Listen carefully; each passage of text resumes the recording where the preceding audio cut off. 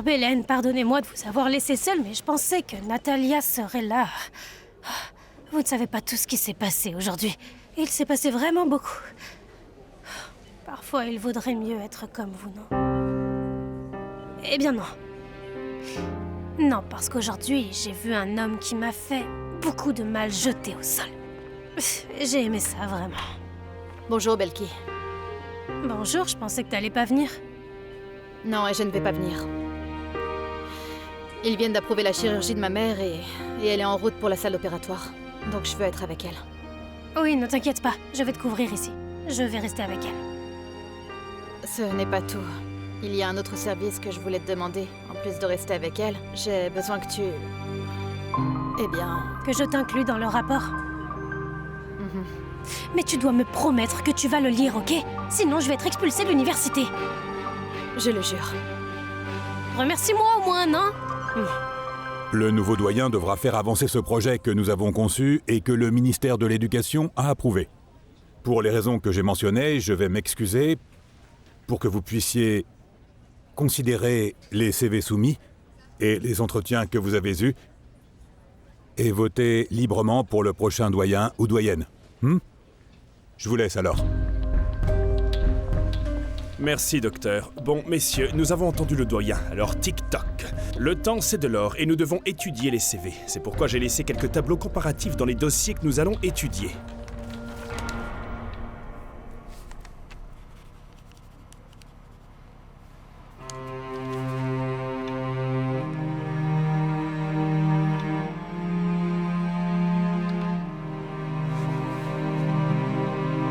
Ma petite maman. Maman, je sais que tu m'entends, je sais. Mais promets-moi que tu vas t'en sortir, d'accord?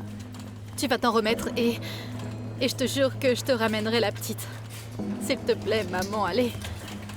Pardonne-moi pour ce qui s'est passé, d'accord?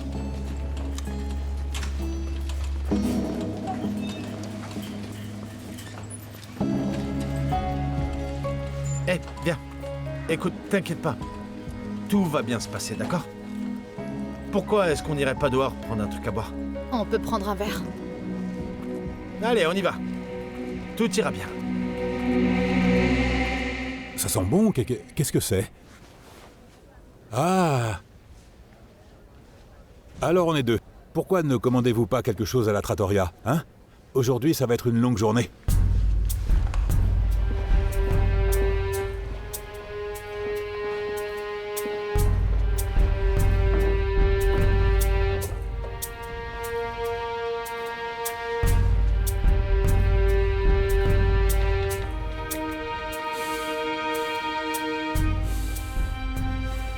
Bonjour ma chérie.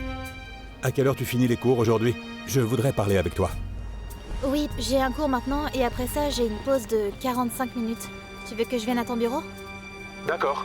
Je t'attendrai ici.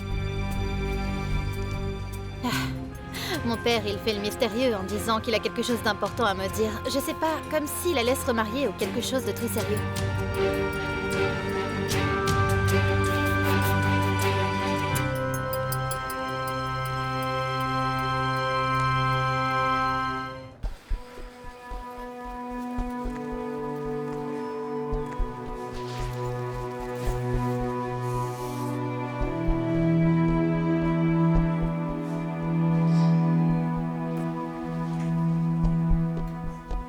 Bonjour, frère. Mon pauvre, tu vas devoir t'entraîner. Regarde comment ils t'ont laissé, hein? Ah, non. Tu devrais voir comme ça fait mal. Tu veux quelque chose de plus? Non, non, non. Je veux juste rester éveillé encore un moment. D'accord. Qui vient te voir? Non, eh bien qui? Personne. J'ai un cousin, mais je lui ai pas parlé depuis un moment. Il ne sait pas ce qui s'est passé. Une ex-petite amie? Si tu veux, je l'appelle. Non. Il n'y a pas de petit ami qui veuille me voir. Ou que je veuille voir. Quel panorama, hein? Je veux dire, tu ne t'ennuies pas? Je veux dire seulement des patients? Eh bien oui. Seulement des patients. Et regarde comme il me paie. Non, mais sérieusement, tu ne vas pas rester tout seul. Tu n'as pas un ami, un amant, quelqu'un que je puisse appeler, je ne sais pas. Non, j'ai les histoires de mes patients. Ça m'occupe. Mais ce sont leurs vies. Oui, c'est vrai. Ce sont leurs vies. Oui. Tu sais ce qu'on va faire? Dès que tu te lèves de ce lit, on va sortir. Et on va faire la fête avec Connie. Tu dois sortir. Tu dois avoir une vie. Il ne lui laisse plus de vie maintenant. Que veux-tu dire? Non. Rien. Tu devrais prendre soin de cette femme. Et profiter de ce qui se passe, tout ça. Ton expression a changé. Ton visage avant inspirait de la pitié. Mais maintenant, tu as l'air bien. Je vois que tu profites. Alors, espérons que ce soit sérieux. Eh bien, oui, c'est mon histoire maintenant. Et avec cette possibilité qu'elle soit nommée doyenne, j'espère qu'elle me regardera.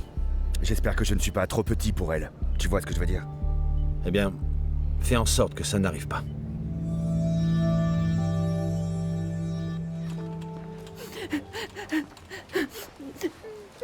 Maria Luisa. Tout est de ma faute, Belki. Il a failli la tuer à cause de moi et Docteur Horatio aussi.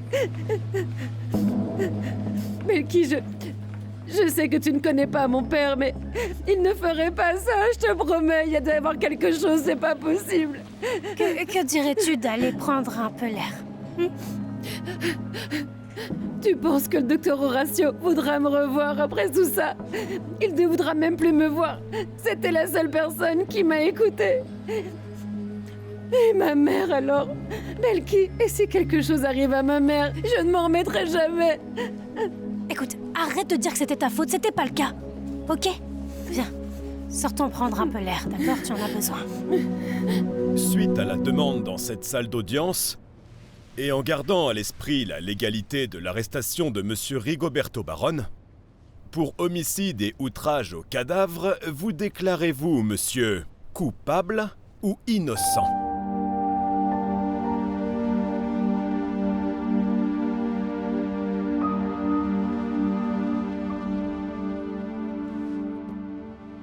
Je ne suis pas coupable, monsieur le juge. Je suis innocent. Qu'est-ce qui ne va pas avec ce type? Comment il peut encore prétendre qu'il est innocent? Franchement, ça va pas bien, Silence, non? s'il vous plaît. En tenant compte que Monsieur Rigoberto Baron a été arrêté hier en train de déterrer des corps, et au regard des preuves de Monsieur le procureur, je légalise l'arrestation de Monsieur Rigoberto Baron. Merci, messieurs, dames. Pourquoi vous ne vous êtes pas déclaré coupable comme prévu, baron? D'abord, je dois parler au colonel Barragan. Il doit m'aider. Il ne peut pas me laisser enfermer ici. Mais nous avions convenu de quelque chose. Pardonnez-moi, maître. Je pense que vous devriez reconsidérer l'idée de vous déclarer innocent. Si vous pensez que vous avez l'aide de l'ancien colonel Barragan, laissez-moi vous dire tout de suite qu'il a beaucoup plus besoin d'aide que vous. Que voulez-vous dire? Il doit se présenter cet après-midi ou demain matin ici à la procédure pour légaliser son arrestation pour blessure corporelle et homicide. Le colonel a été arrêté? C'est impossible. Vous me le dites que pour m'envoyer en prison. Ils ne peuvent pas faire ça au colonel. Mon ami, vérifiez par vous-même. Comprenez que, en ce moment, la meilleure chose à faire est de vous déclarer coupable et de négocier avec le procureur. C'est ce que je vous ai dit. C'est la meilleure chose à faire, baron. Maintenant, la médecine légale étudie en ce moment, et ils étudient le corps de Raoul. Et toi et moi savons que ça va te clouer. Après ça, le juge ne sera pas aussi clément, croyez-moi.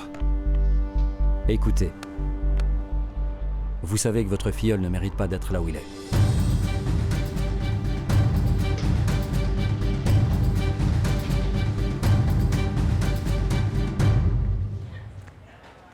Ça y est, c'est fini? Oui, mais un médecin va venir te parler. Ne t'inquiète pas, elle va bien.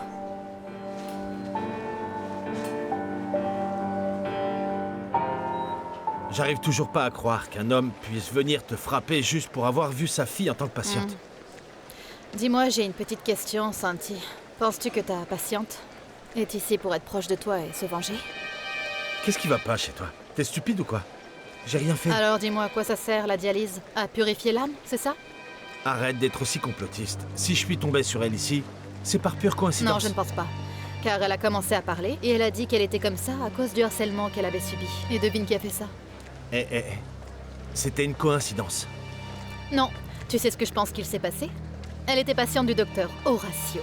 Et peut-être qu'il a volontairement inventé cette histoire de suivi pour que tu doives lui faire face. Voilà. Pense mal et tu auras raison. Mais en parlant du docteur Horatio, as-tu fait le rapport? Pourquoi faire? Dans l'état où il est, je pense pas qu'il le prendra. C'est comme si tu ne connaissais pas le docteur Fuentes. Sûrement, il va nous donner un cours là-bas en rétablissement. Tu pensais vraiment que t'allais y échapper? Oublie ça, frère, ça se passera pas. Tu es sûr que tu ne veux rien d'autre que du café? Non, je te remercie, ça va. Est-ce que je peux te poser une question? As-tu parlé à ton père du docteur Horatio? Je n'ai rien dit à mon père. En fait, je lui ai dit que j'allais à la salle de sport. Alors comment est-il arrivé à l'université? Eh bien, j'en ai aucune idée. Je n'ai rien dit à personne, Belki. Enfin, si, je l'ai dit à une amie en discutant, mais elle m'a dit qu'elle ne le dirait à personne. Une amie que tu connais ou que tu as rencontrée sur le chat? Une amie que j'ai rencontrée sur le chat. Est-ce que ton père sait que tu as un chat et que tu l'utilises? Je pense qu'il a créé un profil pour se rapprocher de toi, pour en apprendre plus sur toi. Non, mon père ne ferait jamais une chose pareille. As-tu dit à ton ami que tu as vu le docteur Fuentes et où?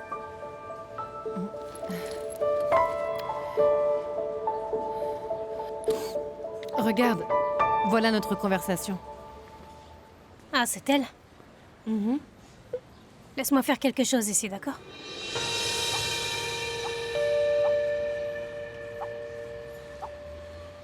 Regarde. C'est une actrice péruvienne. Oui, et alors, y a rien de mal, non? Peut-être que c'est son actrice préférée et qu'elle a mis sa photo de profil? Non, madame, parce que si tu regardes ici... Attends. Elle a été créée il y a 4 jours. Quand tu as ajouté ce contact, c'est toi qui l'as cherché? Ou bien c'est elle qui t'a cherché? C'est elle qui m'a cherché. Je pense que ton père avait des soupçons. Il a créé ce profil et... Eh bien, il t'a trouvé. Belki, tu as raison. C'était mon père, tout est de ma faute, entièrement de ma faute. Non, non, non, non, non, ne dis pas ça. Alors qu'est-ce que je vais faire maintenant? Maintenant qu'ils ont emmené mon père et qu'ils vont sûrement le laisser en prison avec tous ses problèmes. De quoi est-ce qu'on va vivre, ma mère et moi? Elle n'a jamais travaillé de sa vie. Eh bien, tu dois savoir faire quelque chose, non? Ou tu n'as jamais travaillé? Belki, je dois aller chercher ma mère. Va, et je viens avec toi parce que j'ai aussi des choses à faire à l'université. Attends, Belki. Pardonne-moi de te faire perdre autant de temps, s'il te plaît, mais... Tu es la seule personne que je connaisse, la seule qui puisse m'aider. Merci pour tout, Belki. Ne t'inquiète pas. Je suis très occupée, mais... Si tu as besoin de quoi que ce soit, fais-le moi savoir, d'accord? Ne t'en fais pas. Mademoiselle? Je parie que le docteur Horatio a une histoire avec la fille de cet homme. Parce que pour prendre une telle raclée, c'est vraiment la seule chose qui l'explique. Comment tu sais tout ça, hein? Est-ce que ton père est déjà sorti avec la femme d'un patient? Oh non, je viens de me souvenir qu'il a épousé une étudiante. Eh, quand est-ce que tu vas laisser mon père tranquille, hein? Il n'a rien à voir avec ça. T'es amoureuse de lui? Ah, n'importe quoi. Arrêtez, vous êtes toujours en train de vous disputer, c'est ennuyeux. Ce qui m'inquiète, c'est ce qui se passe quand tu étudies et que tu es médecin. Et que quelqu'un n'aime pas ton travail, et bam, on te frappe de cette manière. Eh mais c'est quoi ce délire? Curieux de savoir comment était le gars. Pourquoi Horatio était dans une mauvaise situation. Je pense que ce qu'a dit Julie était vrai. Je parie que c'était à cause d'une femme. Santiago, on n'en sait rien. Le docteur voyait beaucoup de patients. Et qui sait, qu'est-ce qui est faux et qu'est-ce qui est vrai? Oh. Et Belki, est-ce que quelqu'un l'a vu? Mademoiselle Mystère? Je ne sais pas, elle est comme Clark Kent. Quand tu la cherches, elle est Superman et elle s'envole. Docteur Montalegre. Oui, monsieur. pour vous informer que nous avons terminé et pris une décision. Eh bien, mets-le sur le site web. D'accord ? Et tu écris aux intéressés, rien de plus. Oui, merci beaucoup. Bonjour, Jolie, comment ça va ? Bien, bien. Enfin, un peu inquiète à cause de ce qui est arrivé au docteur Horatio. Je vais être sans patiente et je ne vais pas pouvoir faire le suivi que tout le monde fait. Ouais. Je pensais que tu t'inquiétais de la santé du docteur ? Non, enfin oui, je m'inquiète aussi, mais ce qui m'ennuie, c'est que je pense que l'autre chose est injuste. Je suis en désavantage. Non, mais cela dépend du temps qu'il mettra à se rétablir et si je vais avoir besoin d'un remplaçant pour lui, pour quelques jours. Eh bien oui. Qu'est-ce qui est important que tu devais me dire? Ne me dis pas que t'as une petite amie et que tu veux me la présenter. Non. Non, comment peux-tu penser que j'ai une petite amie? Non. Non, c'est à propos de Belki que je voudrais te parler. Tu vois, c'est quelque chose que Belki m'a demandé de te dire. Elle a dit ça? Oui. Non, parce que cette fille est un mystère pour tout le monde. Quelque chose de bizarre a dû se passer. J'en suis vraiment sûre. Tout est étrange chez elle. Rien n'est arrivé à Belki. En d'autres termes, ce qui s'est passé ne date pas d'aujourd'hui. Parce que dans sa vie, elle a dû vivre des choses difficiles qui sont toujours après elle. Et comme tu es son ami, il est important que tu le saches. Mais il est beaucoup plus important que tu saches comment gérer ça.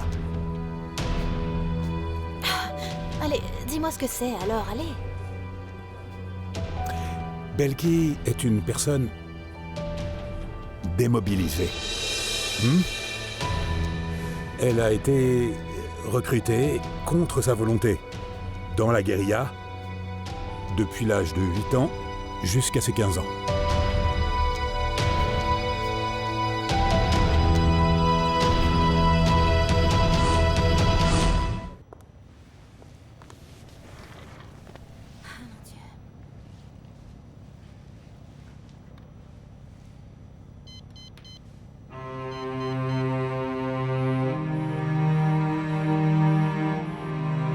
Et tu veux que je sois son amie?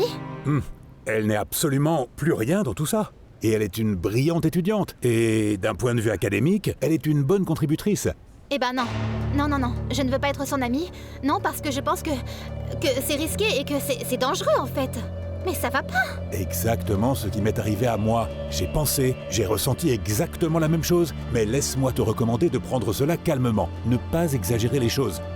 Ah, donc maintenant, j'exagère. Eh bien, si ce n'est pas si dangereux, pourquoi ne pas le dire à tout le monde à l'université? Parce qu'elle a eu le courage de venir ici et de me le dire. Et elle m'a demandé de respecter la confidentialité. C'est quelque chose qu'elle veut laisser derrière elle. Je vois. Donc, je suis une terroriste et c'est ma vie privée? Mais non. Non, Julie, ce n'est pas une bonne manière de voir les choses, hein? Alors comment dois-je le voir? Parce que je peux pas le voir autrement. Je lui ai fait confiance. Je pensais qu'elle était mon amie. Je l'ai emmenée chez moi. Écoute, Julie, on va en parler autant de fois que nécessaire. Mais juste à toi. Tu comprends ce que je te dis. Je t'en parle à toi. Je t'en parle seulement à toi. Personne d'autre ne doit savoir. C'est très dangereux, même pour moi. Est-ce que quelqu'un d'autre le sait? Horatio, toi et moi. Personne d'autre. Tu comprends, Jolie? D'accord, Pilar. Comment te sens-tu? Tu penses que le service a été bon jusqu'ici? Pas de réponse.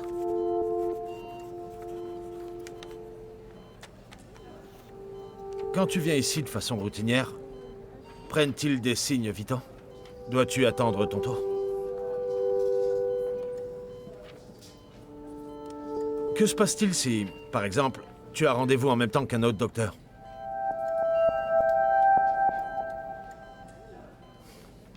Regarde, Pilar, je sais que tu vas probablement jamais me pardonner, mais moi, je dois présenter ce projet.